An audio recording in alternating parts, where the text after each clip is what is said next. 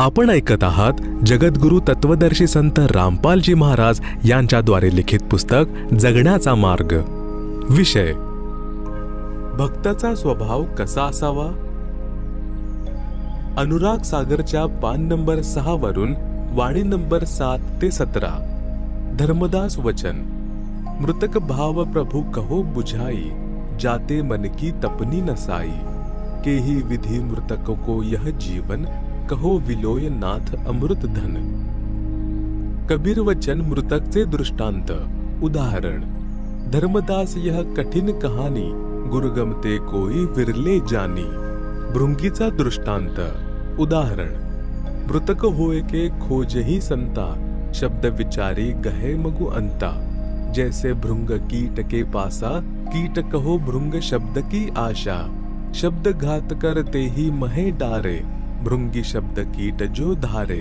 तब लयगो भृंगी निज गेहा, स्वाति देह किन्नो समदेहा. भृंगी शब्द कीट जो माना, वर्ण फेर आपन कर जाना. बिरला कीट जो होय सुखदाई, प्रथम आवाज गहे चितलाई. कोई दूजे कोई तीजे माने, तन मन रहित शब्द हित जाने. भृंगी शब्द कीट ना गहई, तो पुनि कीट आसरे रहई. एक दिन कीट गहे सी भृंग भाषा, वर्ण बदले पूर्वे आशा. मृतकचे आणखी दृष्टांत. अनुराग सागरच्या पान नंबर 7 वरील वाणी नंबर 7 ते 20. सुनहु संत यह मृतक सुभाऊ, बिरला जीव पीव मग धाऊ. औरे सुनहु मृतक का भेवा, मृतक होय सद्गुरु पद सेवा. मृतक छोह तजय शब्द उर्धारे, छोह तजय तो जीव उबारे. पृथ्वीचा दृष्टांत. जस पृथ्वी के गंजन होई, चित अनुमान गहे गुण सोई. कोई चंदन कोई विष्टा डारे, कोई कोई कृषि अनुसारे.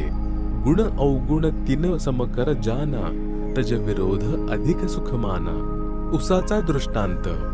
और मृतक भाव सुनि लेहु, निरखी परखी गुरु मगु पगु देहु. जैसे ईख किसान उगावे, रति रति कर देह कटावे. कोल्लू महम पुनि ताहि पिरावे, पुनि कड़ाह में खूब उंटावे.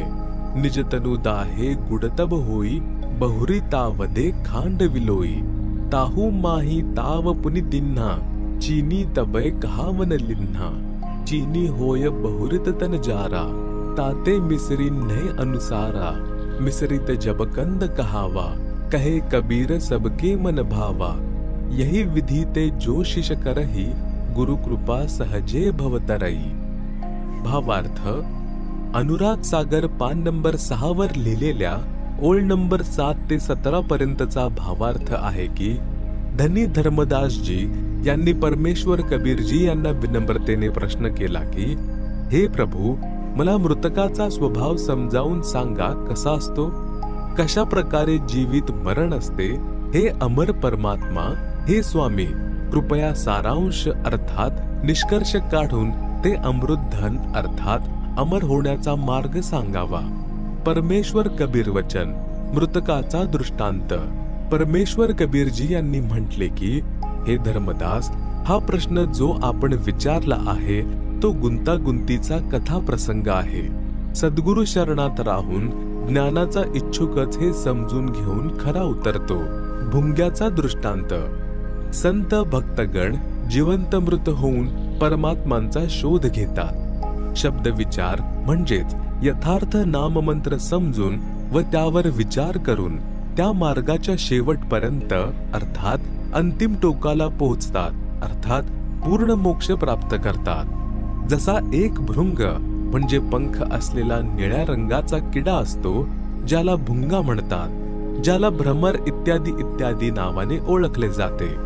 तो भी भी आवाज करत राहतो.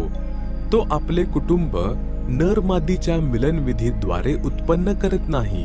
तो एका विशेष कीटकाजवळ जातो, त्याच्याजवळ आपला भी भी असा घोंगवण्याचा आवाज करतो. जो किडा त्याच्या आवाजाने प्रभावित होतो, त्याला उचलून अगोदरच तयार केलेल्या मातीच्या घरात आणतो. ते गोल आकाराचे 2 इंच व्यासाचे 1 किंवा 2 तोंडाचे मातीचे बनलेले असते. मग दुसरा, तिसरा असे कीटक घेऊन जातो. मग त्यांच्यावर पण आपली भी भी घुंगवण्याचा आवाज करत राहतो. मग दवाचे पाणी आपल्या मुखाने आणून त्या कीटकांच्या तोंडात घालतो. त्या भुंग्याचा अर्थात भृंगाचा वारंवार घुंगवण्याचा आवाज ऐकून तो कीटक सुद्धा त्याच रंगाचा होऊन जातो आणि त्याला भुंग्यासारखेच पंख येतात. तो कीटक सुद्धा त्याच्याप्रमाणेच भी भी घोंगवण्याचा आवाज करायला लागतो, भृंगच बनून जातो. याप्रमाणे पूर्ण संत आपले ज्ञान त्या भुंग्यासारखे वारंवार बोलून सामान्य मनुष्याला सुद्धा भक्त करतात. मग तो भक्त सुद्धा सद्गुरूंकडून श्रवण केलेले ज्ञान इतर लोकांना सांगायला लागतो.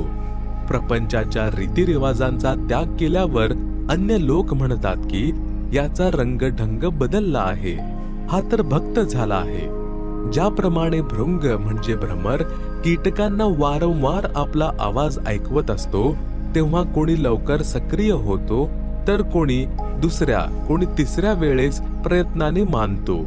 याच प्रकारे जेव्हा सद्गुरू काही लोकांना आपला सत्संग राहून राहून ऐकवतात, तेव्हा कोणी उत्तम संस्कार असलेला शीघ्र गतीने समजून घेतो, कोणी 1-2 वेळा पुन्हा सत्संग श्रवण करून मार्ग ग्रहण करतो, दीक्षा घेतो. काही कीटक असे असतात की अनेक दिवसानंतर ते आपला स्वभाव बदलतात. तो कीटक जर भृंग झाला नाही आणि त्या भृंग कीटकाच्या सानिध्यात राहत असेल तर अवश्य एक दिवस परिवर्तन होईल.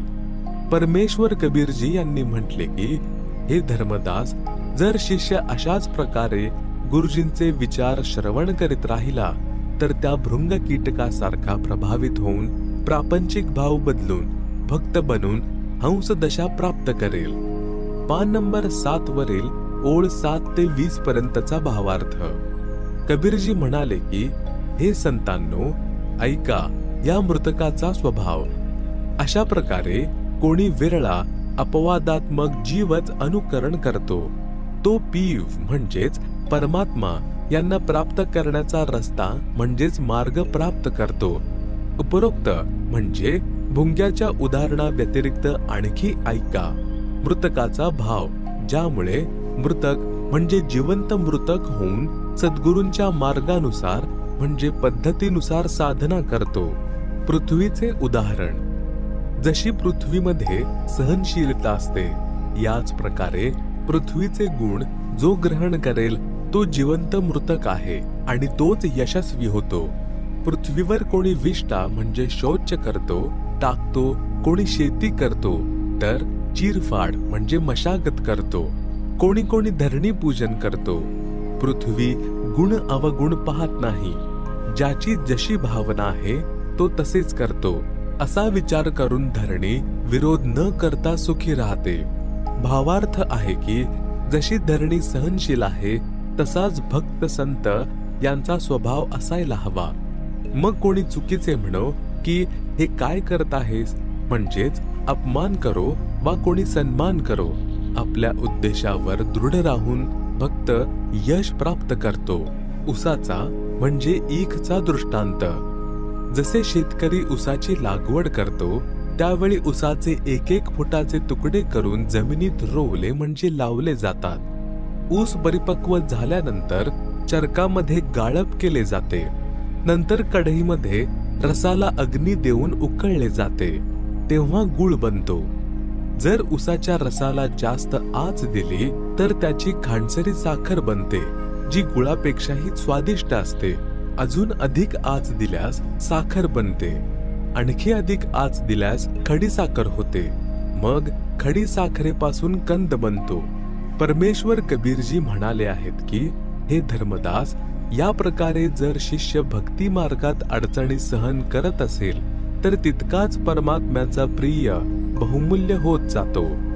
अनुराग सागरच्या पान नंबर 8 व 9 सारांश आहे की, जो आपल्या सर्व इंद्रियांना नियंत्रित ठेवतो तोच साधक आहे. जसे मिळेल त्यातच समाधान मानावे. रूप पाहून त्यावर आकर्षित होऊ नये, कुरूप बघून तिरस्कार करू नये. दोघांनाही दिव्य ज्ञानाच्या दृष्टीने पहा की वरील त्वचा गोरी काळी आहे, शरीरातील हाड मांस सर्व एकसारखे आहे, तसेच थोडासा रोग झाल्यावर गळून जाते, दुर्गंधी येऊ लागते. अशा प्रकारे विवेकाने भक्ती करा. जरी कोणी सन्मान करतो, प्रेमाने बोलतो, तेव्हा आनंद मानू नका. जर कोणी अपशब्द म्हणजे कुवचन बोलत असेल तर दुःख मानू नका. त्यांच्या बौद्धिक पात्रता समजून शांत रहा. जर कोणी चांगले भोजन, खीर, खांड, हलवा, पुरी खाऊ घालतो तर त्या कारणाने त्याच्याकडे प्रभावित होऊ नका. त्याला त्याच्या कर्माचे फळ मिळेल. जर कोणी साधे कोरडे भोजन खाऊ घातले तर ते अतिशय प्रेमभावाने खाल्ले पाहिजे. काम वासनेला म्हणजे सेक्सला महत्व देऊ नका. तोच भक्त वास्तवात परमेश्वराची प्राप्ती करू शकतो. जर काम वासना त्रास देत असेल तर नामस्मरणात गुंतवून आनंद प्राप्त करा. त्याच क्षणी कामवासनेचा लय होतो. कामवासनेचा नाश करण्याचा उपाय. कबीर, पर नारी को देखिए बहन बेटी का भाव, कह कबीर काम नाश का यही सहज उपाय. मोक्ष प्राप्तीचा अन्य भाव अनल म्हणजे अलल पक्षासारखा भाव. जसा एक अनल पक्षी म्हणजे अलल पंख आकाशात राहायचा, हा पक्षी आता लुप्त झालेला आहे. याचे 4 पाय असायचे, समोरचे छोटे आणि मागचे मोठे. याचा आकार खूप मोठा असायचा, लांब लांब पंख असत. पूर्ण पक्षी म्हणजे तरुण पक्षी 4 हत्तींना एका वेळी उचलून आकाशात आपल्या कुटुंबाजवळ घेऊन जायचा. अनल पक्षी म्हणजे अलल पक्षी वर हवेत राहत असायचा. तिथूनच मादी अनल अंडी उत्पन्न करीत असे. ती अंडी त्या स्थानावर सोडत असायची जिथे केळीचे वन असायचे. केळी एक दुसऱ्यात गुंतून घनदाट वन बनत असायचे. हत्तींचा कळप समूह म्हणजे शेकडो हत्ती देखील केळीच्या वनामध्ये राहत असायचे. कारण हत्ती केळीचे झाड खातो, तसेच केळीच्या झाडावरच पहुडतो, मस्ती करत राहतो. अलल पक्षाचे अंडे वायुमंडलातून प्रवास करीत खाली पृथ्वीवर येईपर्यंत हवेच्या घर्षणाने ऊब निर्माण होऊन पिल्लू तयार होई. ते अंडे केळीच्या झाडावर पडत असे. केळीच्या झाडांच्या सघनतेमुळे त्या अंड्याला नुकसान होत नव्हते. फक्त एवढ्याच वेगाने केळीच्या झाडांना तोडून पृथ्वीवर पडत होते की जेणेकरून फक्त अंडे फुटेल. अंड्याचा आकार खूप मोठा असायचा.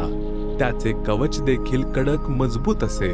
पिल्लाच्या संरक्षणासाठी अंड्याचे कवच व पिल्लामध्ये एक गादीसारखा पदार्थ असायचा, जो पृथ्वीवर पडताना पिल्लाला इजा होण्यापासून वाचवत होता. अनल पक्षाचे पिल्लू पृथ्वीवर अन्य पक्ष्यांच्या पिल्लांसोबत राहत असायचे, त्यांच्या सोबत उडायचे. परंतु त्याचा अंतरात्मा हे मानत होता की हे माझे घर कुटुंब नाही, माझं कुटुंब तर वर आहे. मला वर आपल्या परिवारात जायचे आहे. हा संसार माझा नाही.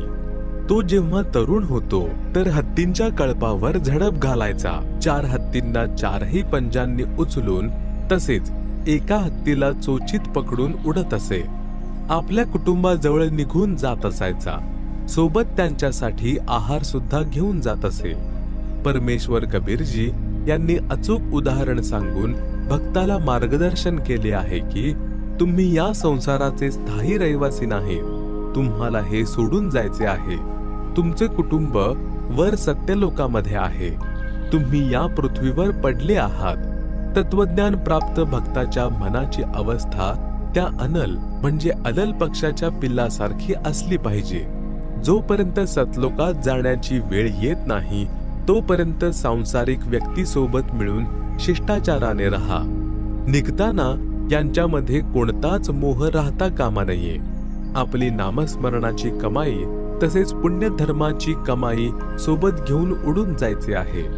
आपल्या कुटुंबाजवळ आपल्या स्वतःच्या घरी सतलोकात जायचे आहे. अनुराग सागरच्या पान नंबर 152चा सारांश. या पानावर परमेश्वरांनी शरीराच्या आतमधील गुप्त भेद सांगितला आहे. या मानव शरीरामध्ये 72 नाड्या आहेत. त्यामध्ये 3 इडा, पिंगला, सुषमणा मुख्य आहेत. नंतर एक विशेष नाडी आहे ब्रह्मरंध्र. परमेश्वर कबीरजी यांनी सांगितले आहे की धर्मदास, मन हेच ज्योती निरंजन आहे. याने जीवाला असे नाचवले आहे जसे मदारी माकडाला म्हणजे वानराला नाचवतो. या शरीरात 5 तत्व, 25 प्रकृती तसेच 3 गुण काल याचे 3 एजंट आहेत. जीवाला खोट्या आशेवर ठेवतात. या शरीरात काल निरंजन तसेच जीव दोघांची मुख्य भूमिका आहे. काल निरंजन मन रूपात सर्व पाप करवतो. पाप जीवांच्या डोक्यावर लागतो. अनुराग सागरच्या पान नंबर 153चा सारांश. काल याने असा बनाव करून ठेवला आहे की जीव परमेश्वराला विसरला आहे.